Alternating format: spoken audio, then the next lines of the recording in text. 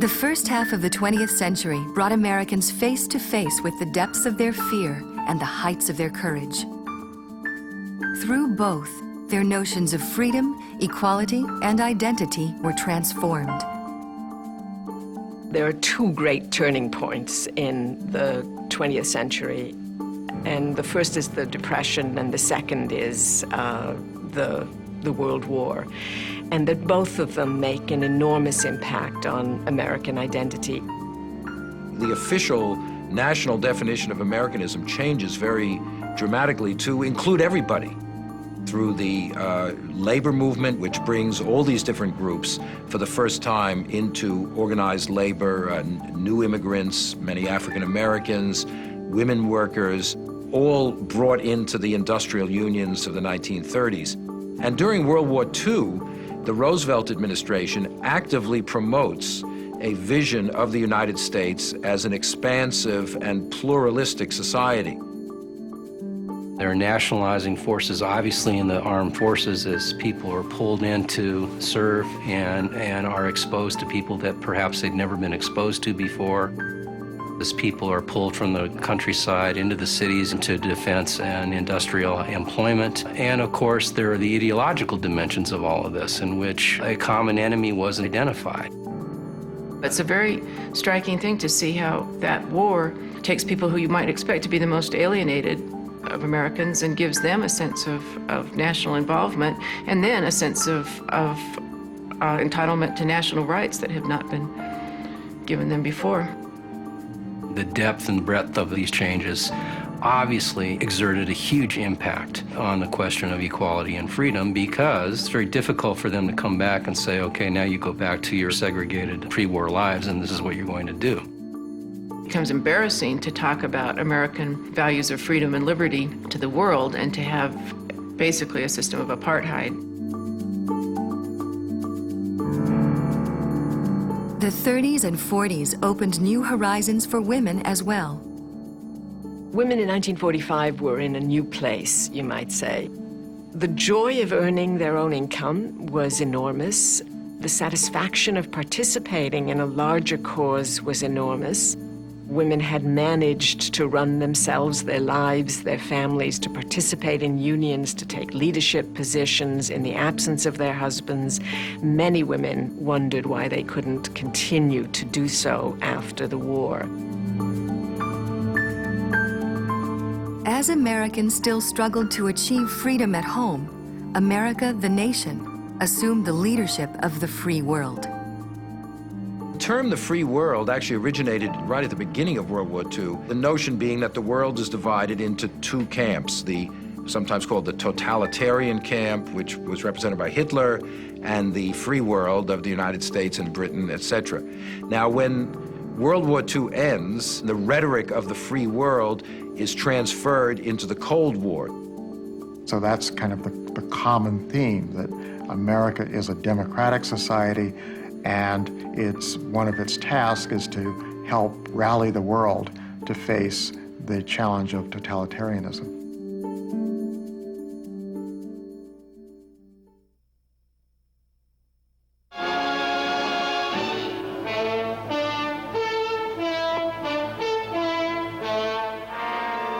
In the background was the growing struggle between two great powers to shape the post-war world. No sooner had World War II ended than the Allies who had joined together to defeat Hitler squared off into a global conflict of their own. Without actually going to war against each other, the United States and the Soviet Union entered an ongoing state of hostility that became known as the Cold War. There are some people who'd say, well, it's an ideological conflict between liberal capitalism and authoritarian socialism or communism, and it starts really with the Russian Revolution in 1917. Then there's another range of interpretation that says, no, it really began early in the post-World War II period. The United States emerges from that war more productive than any economy in the world, expansive, seeking more open markets, and a Soviet Union that is trying desperately to recover from this devastating war and dependent on the resources of the Eastern European bloc for the raw material and the resources for that recovery. From Stettin in the Baltic to Trieste in the Adriatic, an iron curtain has descended across the continent. Churchill was very critical of the expansionary tendencies of the Soviet Union under Stalin and the likelihood that this would result in another world war unless some sort of Anglo-American fraternal association stood up to the Russians. In other words, with all the authority of the man who had been right about Hitler, he was now making the same ploy here, saying that we better stand up to and not appease Stalin. In the years following World War II, the Truman administration worked to formulate a new policy for dealing with the Soviet Union.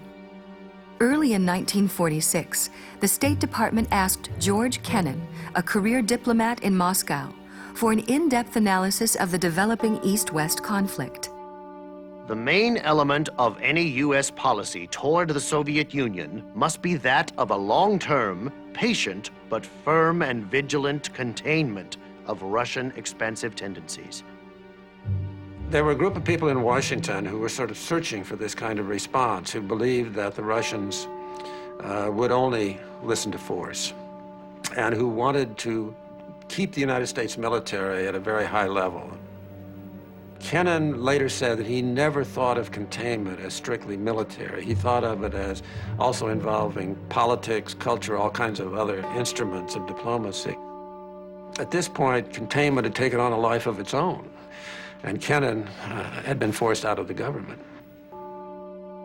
The first major application of containment policy came in 1947, when both Greece and Turkey became destabilized. President Truman requested $400 million in military and economic aid to shore these governments up against possible communist takeovers. The U.S. also sought to shore up free market countries and reinforce their orientation toward the United States. No region was more vital to U.S. interests than Western Europe, and the Marshall Plan poured massive resources into its recovery. But the real test of American resolve unfolded in a city that symbolized the very crossroads of the Cold War. Berlin, the former German capital, was jointly occupied by all four wartime allies, but it lay within the borders of the Soviet-controlled region of East Germany. In June 1948, the United States led efforts to organize West Germany as a separate nation.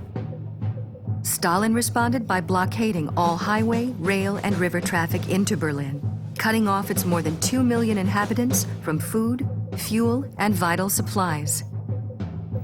Harry Truman had a series of choices. The U.S. military commanders advised Truman to try to fight their way through that blockade, which could have led to really dangerous military confrontation. Truman could have ignored it and essentially said, so let them have Berlin. We got the rest of Germany. What he decided to do instead was a third option, which was try to fly over the blockade.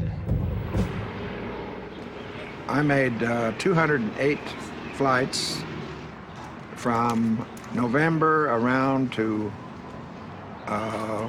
May or June of '49. Now remember, these were 4-engine airplanes. They carried a load of 10 tons of whatever.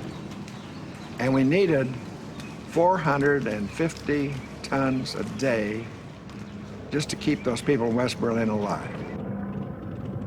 I didn't know what I was doing, and you know how important it was at that time. And it was a job you had to do, working 12 on, 12 off, 7 days a week. You really didn't appreciate it.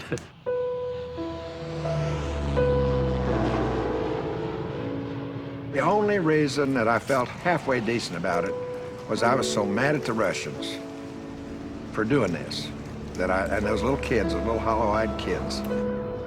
So I felt like, well, if we can save those little varmints, and when they grow up, they're going to be pro-American. The Berlin airlift marked a very high point in American Cold War history. It was an incredible technological achievement. And when Stalin saw that the airlift was working, he sent out signals to the United States that he was ready to talk about this, and he lifted the blockade.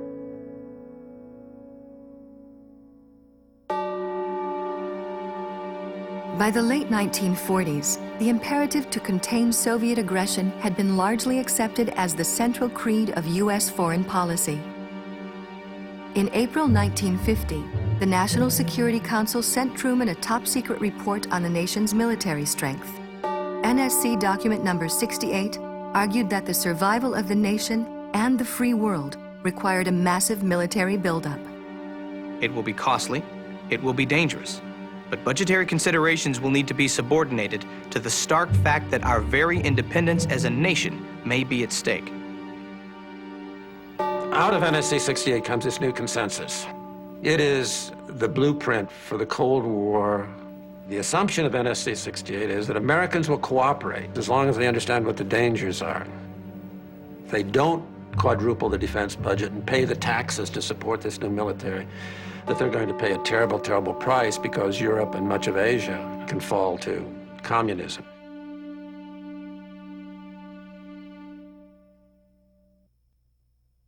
Victory for us in the struggle of CPP. There is victory for us. Between 1945 and 1960, a wave of national liberation movements swept the Third World, providing another staging ground for the Cold War. The most astonishing thing about the world after 1945 was the collapse of the old European empires. They unraveled through a process of national liberation movements and social revolution. As the Cold War heats up, U.S. attention is shifting to those regions because Europe is becoming more stable. So the areas in which the Soviet Union and the United States would be competing with each other for influence would be the Third World areas. In October 1949, communist revolutionary Mao Zedong defeated the U.S.-backed Chiang Kai-shek, establishing the People's Republic of China. The perceived loss of China to communism raised the global stakes. When the Soviet-backed Army of North Korea invaded the U.S.-backed South Korea in 1950, the U.S. carried containment policy to Asia. From Truman's point of view, if the Soviet Union extends its influence via North Korea into the rest of the Korean Peninsula, unless you did something, the rest of Asia might also fall to Soviet or Chinese influence. President Truman requested authorization from the United Nations to hold the line against the communists at the 38th parallel. When that had been achieved, US-UN forces continued right up to North Korea's border with China and threatened the newly established People's Republic of China, at which point Chinese intervened.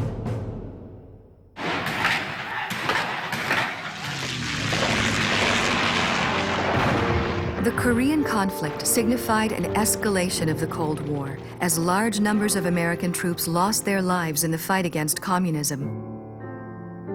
Unhappy with a war that seemed to drag on and get nowhere, the American people elected Dwight Eisenhower to the presidency in 1952.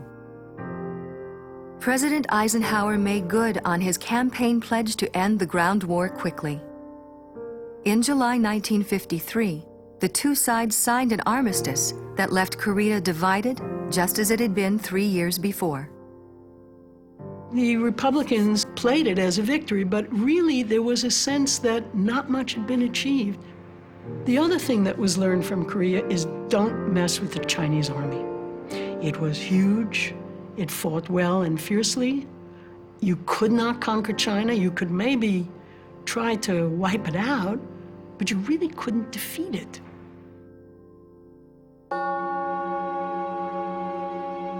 Like Truman, President Eisenhower saw the world through the prism of the Cold War.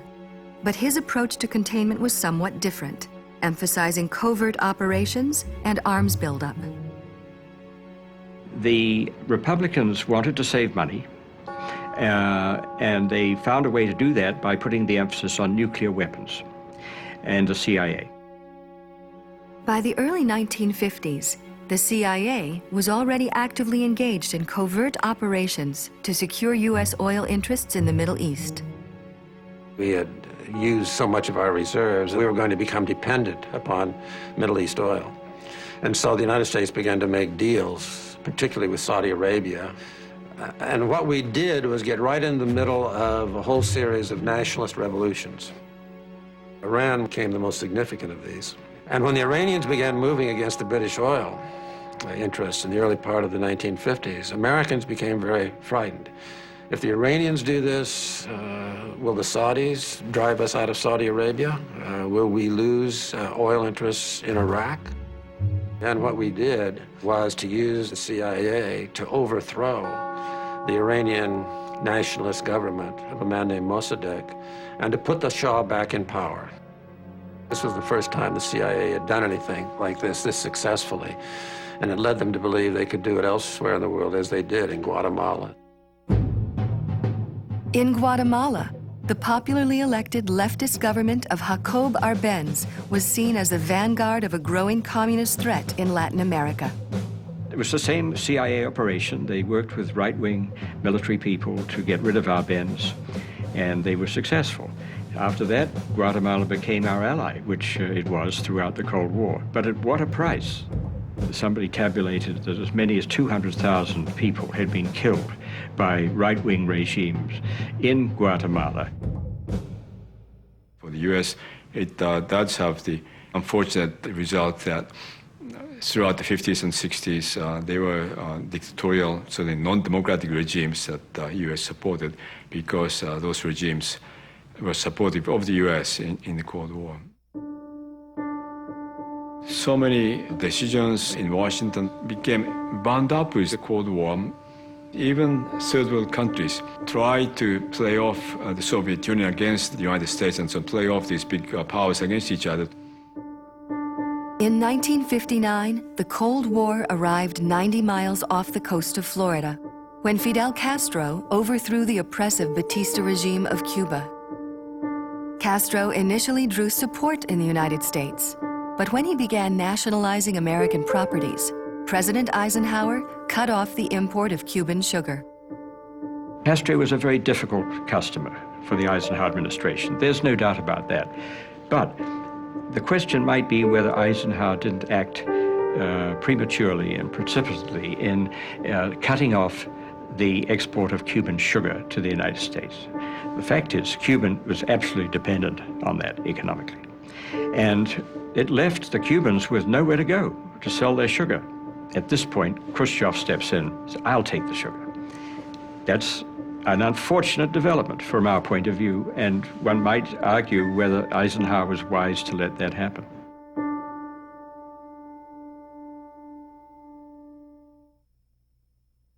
I'm no communist, and I'll tell you that right now. I believe a man should own his own house and car and cow. I like this private ownership, and I want to be left alone. As the Cold War dictated American policy abroad, so it informed American politics at home. My grandfather was a staunch anti-communist. He would go so far as to say that all Democrats were communists. He really thought that the communists had infiltrated the U.S. government. A lot of red baiting was going on, and I remember that Chinatown was hard hit. So for my family and for the community in the 1950s, it was really a scary time in terms of political backlash against those who were considered pro-communist. The Communist Party of the United States is a fifth column if there ever was one. Their goal is the overthrow of our government. It's an outlawed organization, taking its orders and instructions from another government to do everything possible to destroy our government. It's an international criminal conspiracy. There was always a kind of underlying current of anti-communism in this country. Then, all of a sudden, communism becomes seen as a matter of national security.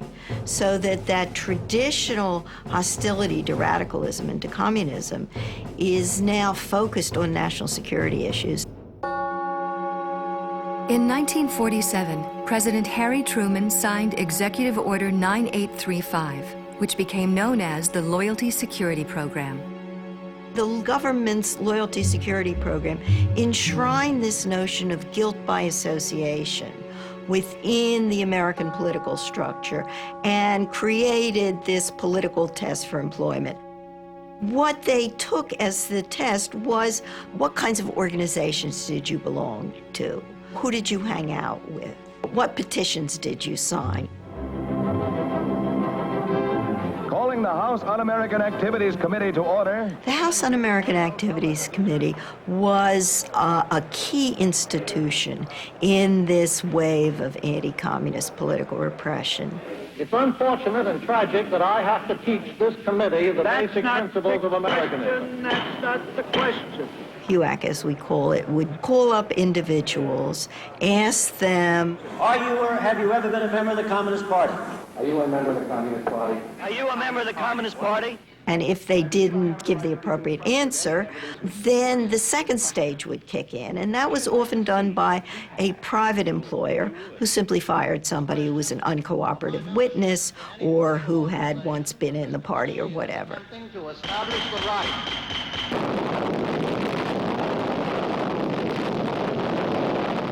Adding to the general anxiety, the Russians successfully tested their first atomic bomb in August 1949. Then, in 1950, the FBI arrested Julius and Ethel Rosenberg on charges of conspiracy to transmit atomic secrets to the Soviet Union. Although Julius was a minor spy at best, and there was no evidence of his wife's involvement, the couple was executed by electric chair in 1953. Execution of the Rosenbergs sent the message that communists were dangerous. For people who had some left-wing connections, it really scared them to death, especially children of people on the left, because the Rosenbergs had left behind 2 little boys. If there were no communists in our government, why did we delay for 18 months? Delay our research on the hydrogen bomb? If the Rosenbergs came to represent the ultimate victims of the Red Scare, the era as a whole became synonymous with its chief victimizer. Senator Joseph McCarthy became one of the most feared political figures of the early 1950s. He named names, he gave numbers, he looked convincing. Chairman, today this man, John S. Service. It didn't make any difference to him whether his charges were true or not true. They got him publicity. A Senate subcommittee investigates sensational charges by Senator Joseph McCarthy. If I can just get you to come down here and take the oath so we can get the answers to some questions. You're not fooling anyone at all. I'm sure of that. The Democratic Party was absolutely terrified. There was nobody who was willing to confront McCarthy directly. Eisenhower is personally very hostile to McCarthy. But again, he holds back. All that Senator McCarthy has been trying to do is expose the communists who have infiltrated the Department of the Army, a very small percentage. When McCarthy began attacking the Army, that was too much for Eisenhower. And it's that investigation, along with a growing tide of opposition, both in Congress and in the rest of the country, that begins McCarthy's own downfall. And the moment of his downfall was captured on television. Have you no sense of decency, sir, at long last? And it was that moment of confronting McCarthy with really how vicious his tactics were that turned the corner. I saw somebody who was totally unscrupulous, exploiting an opportunity, scaring a public, and taking advantage of that in order to aggrandize himself. And he was using that as a way of making himself significant and important. I was very happy when I saw him go down. I think McCarthyism has left us a legacy of a less vibrant political culture, that we can no longer really criticize the government without being accused of disloyalty. I think the legacy of McCarthyism is really a narrowing of American political debate.